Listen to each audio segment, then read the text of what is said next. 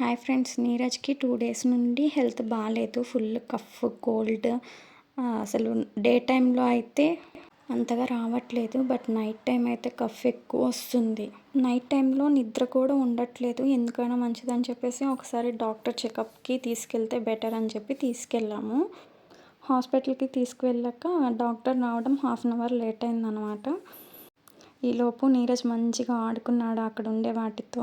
ఇంక డాక్టర్ వచ్చారు. Doctor checkup చేసి ఏంలే అంత నార్మల్‌గానే ఉంది.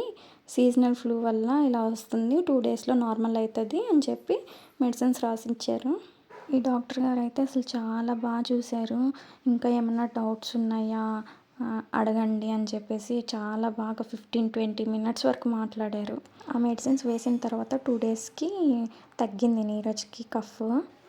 Thank you for watching. Bye.